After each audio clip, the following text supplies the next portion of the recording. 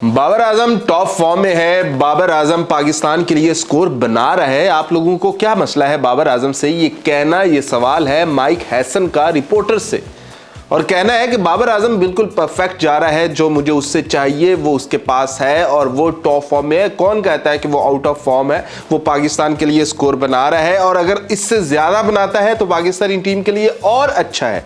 वो स्पिनर्स को बेहतरीन तरीके से खेल रहा है, वो क्लासिकल ड्राइव्स मार रहा है, वो फास्ट बॉलर्स को खेल रहा है। मतलब और किस तरह से वो अपनी फॉर्म को शो करे। ये सबसे बड़ा वोट आया है बाबर आजम के हक में अपने ही कोच का, माइक हैसन का।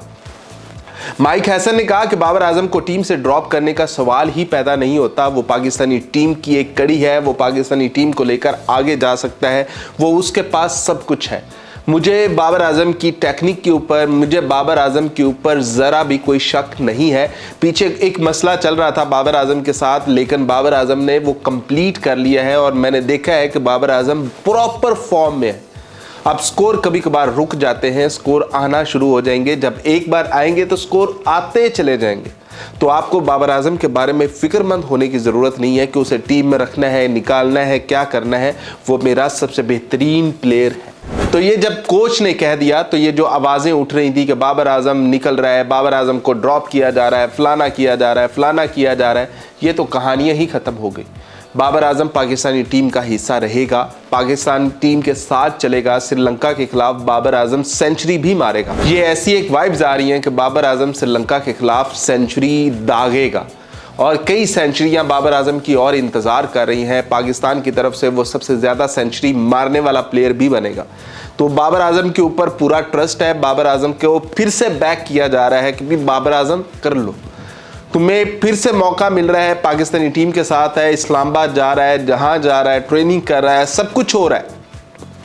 ये आज भी आपके सामने बाबर आजम ट्रेनिंग कर रहा है, तो भैया वो मसला ही नहीं है। बाबर आजम श्रीलंका के खिलाफ भी इन एक्शन आपको दिखेगा। कप्तान का पूरा एतमाद है, शाहीन शाह अफरीदी का बाबर आजम के ऊपर भरपूर एतमाद है। जो कोच है उसका भरपूर एतमाद है, जो साथ खिलाड़ी खेल रहे हैं उनका भी भरपूर एतमाद है बाबर आजम के ऊपर कि यार ये बंदा इन फॉर्म है।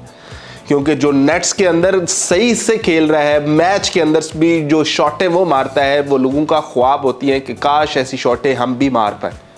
लेकिन हर कोई बाबर आजम होता नहीं है तो वो मार नहीं पाता। तो बाबर आजम क्या वो खूबसूरती से शॉटें मार रहा है। लेकिन एक मसला होगा यहाँ पर, अगर श्रीलंका के खिलाफ बाबर आजम फेल होता है, फ्लॉप होता है, तो शायद फिर ये सवाल उठने शुरू हो जाए और फिर ये प्रेशर बनना शुरू हो जाए कि बाबर आजम को ड्रॉप कर दो। और फिर हो सकता है कि बाबर आजम लंबे अरसे तक ड्रॉप कर दिया जाए।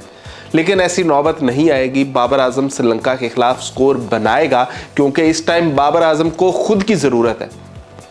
फैंस की बाद में ज़रूरत है, लेकिन बाबर आजम को इस टाइम खुद की ज़रूरत है कि वो अपने साथ खड़ा हो जाए, फिर से खड़ा हो जाए और बाबर आजम एक नई सुबह देखकर उसका आगाज़ वैसे ही करे जैसे कभी बाबर आजम अपने लेवल पर था। तो बाबर आजम को उसके फैंस की तरफ से सपोर्ट है, बाबर आजम को कप्तान की तरफ से सपोर्ट है, बाबर आजम को कोच की तरफ से सपोर्ट है।